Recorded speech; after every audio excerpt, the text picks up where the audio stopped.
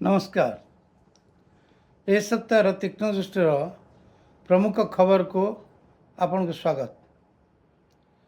ओडिशा रे जुलाई 1 तारिख रु भोटर तालिकार तृतीय पर्याय SIR आरंभ होगा जाउथिया बेले ओडिशा समेत 16टी राज्य और 3टी केन्द्रशासित अंचल यार शुभारंभ करा जिवो।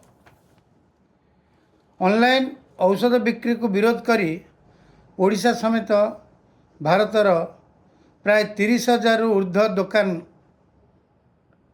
मे मास 20 तारिख बंद हेबो बोली UCDA तरफ सूचना दिया जाइछि। यही समय रे यदि कौनसी अघटन घटे सेतिपई सरकार दायी रहे बोली संघ पक्षरु चेतावनी दिया जाइछि। राज्य रे पेट्रोल डीजेल अभाव देखा मिली फल विभिन्न पेट्रोल पंप रे दिन राति तेल पई लंबा लाइन सहित शह शह लोक देखा मिलुछि। हेले भी लोक मानंकु तांका चाहिदा मुताबक पेट्रोल की डीजेल मिलूना।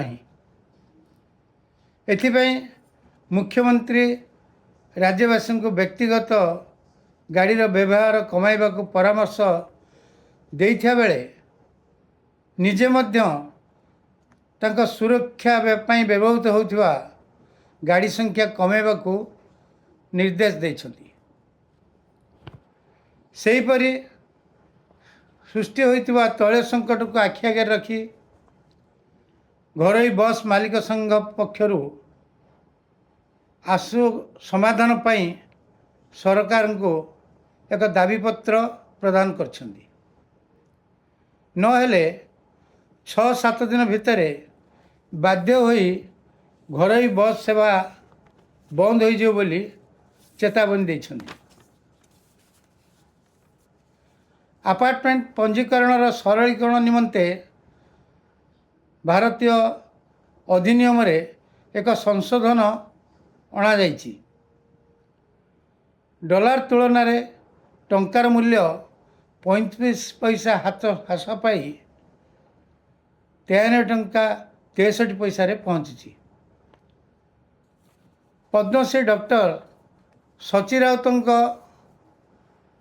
राज्यस्तरीय जयंती उत्सव खोर्धा स्थित श्याम माधव बासंती पाठागार परिसर रे खोर्धा साहित्य एकाडेमी और साहित्य संसदर मिलित उद्यम पालित हो जाइछि। निराडंबर भावे पालित हेब सरकारंकर 10 दिनिया 2 वर्ष पूर्ति उत्सव। यह जून 12 तारिख रु आरंभ होई 21 तारिख पर्यंत पालन करा जियो बोली मुख्यमंत्री सूचना दैछन्ति। निमपड़ा NSC रे व्यापक दुर्नीति अभियोग होइछि बोली अभियोग आनिथिले खोद अध्यक्षा।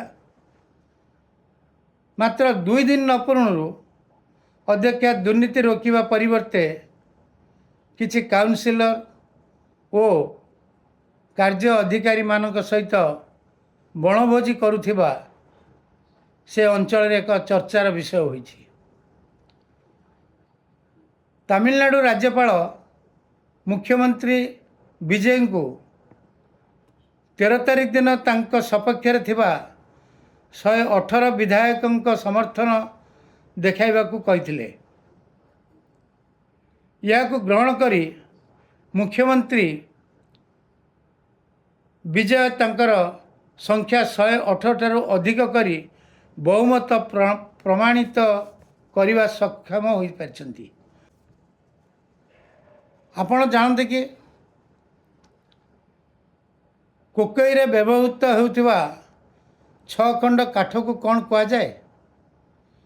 सेगुड़िक होउछि काम, क्रोध, लोभ, मोह, मद और माश्चर्य। मृत्यु पर ଏସବୁ ଜୁଇ ନିଆଁରେ ଭସ୍ମୀଭୂତ ହେବା ପରେ ମନୁଷ୍ୟ ସ୍ୱର୍ଗାରୋହଣ କରେ ବୋଲି ବିଶ୍ୱାସ ଅଛି। ସେହିପରି ପ୍ଲାଷ୍ଟିକ୍ ପେପରରେ ଖାଦ୍ୟ ଖାଇବା ଦ୍ୱାରା କ୍ୟାନ୍ସର ସମ୍ଭାବନା ଅଧିକ ଥାଏ। ତେଣୁ ପାରମ୍ପରିକ କଦଳୀ ପତ୍ର କିମ୍ବା ଖଲି ପତ୍ରରେ ଖାଦ୍ୟ ଖାଇବାକୁ ଚେଷ୍ଟା କରନ୍ତୁ। ସୁସ୍ଥ ରହିବା ସହିତ ପରିବାର ମଧ୍ୟ ସୁସ୍ଥ ରହିବ। ଏତିକିରେ ରହୁଛି। ନମସ୍କାର। ଆଶା କରୁଛି ସବସ୍କ୍ରାଇବ୍, ସେୟାର ଓ ଲାଇକ୍ କରିବାକୁ ଭୁଲିବେନି।